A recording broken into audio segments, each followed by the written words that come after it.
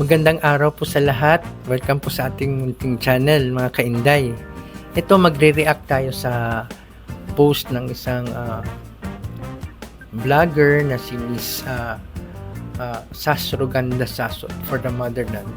Parang ang mangyayari nito ay mawiwindang ka talaga. So ito na, basahin natin na. Why is this impressive?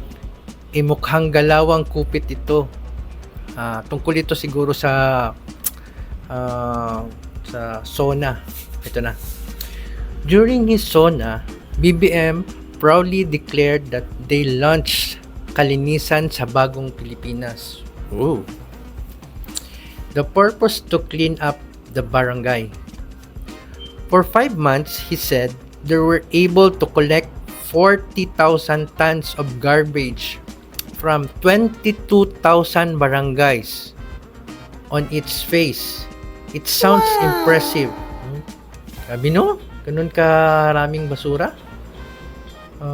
For 5 months. So, 40,000 tons garbage. 22,000 barangays. Sabi no? But when you do the math, it's very lackluster. Wow, lackluster. Bago Bago to. So, tingnan nga natin kung ilan ba talaga yan. One of my readers pointed this out to me.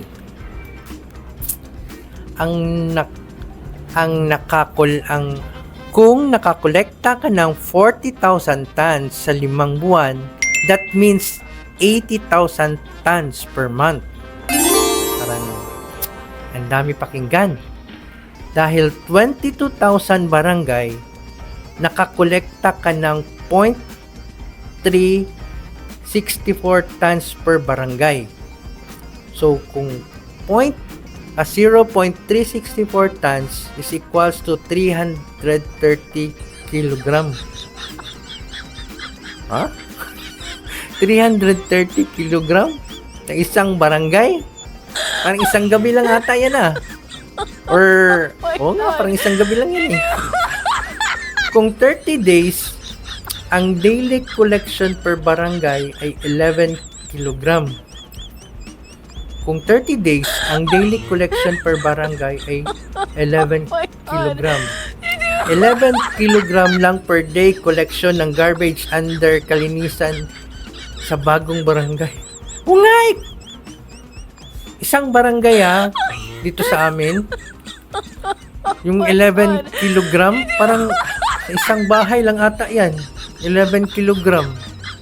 Minsan isang bahay lang kukolekta ka ng 11 kilogram. Ang daily collection per barangay 11 kilogram per day. Isang bahay lang yan 11 kilogram. Mantakin mo? 11 kilogram per day lang ang daily collection ng garbage under kalinisan sa bagong barangay. 11 kilogram, let's say 11 kilogram Yan per barangay na yun. Imagine mo, per barangay, everyday ako hindi naman talaga everyday. So, isang week. So, kadalawa.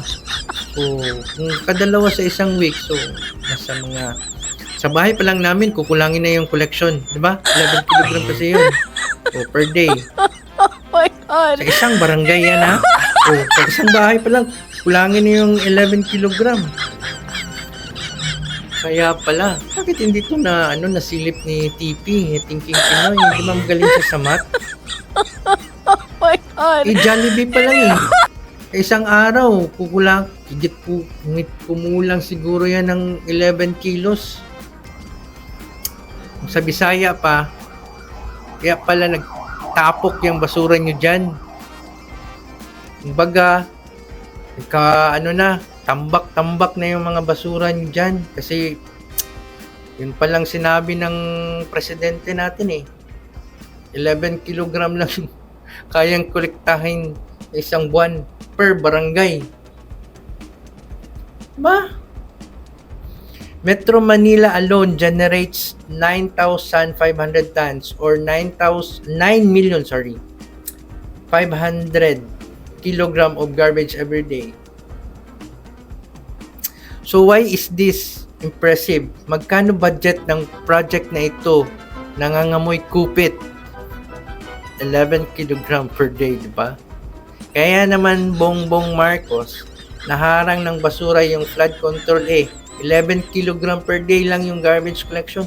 Oo nga, naharang talaga. Kasi kinulang talaga yung 11 per barangay. Imaginein mo yan, per barangay. Ito kasi yung sabi niya nung SONA, yung yung bagong SONA lang.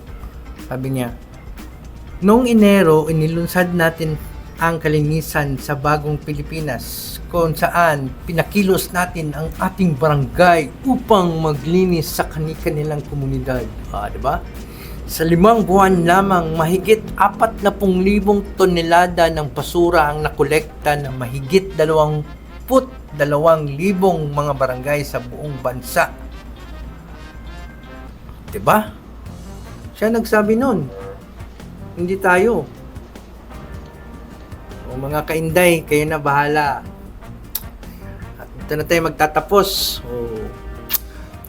Pahingi naman ng like dyan at subscribe. Salamat mga kainday. Until next reaction.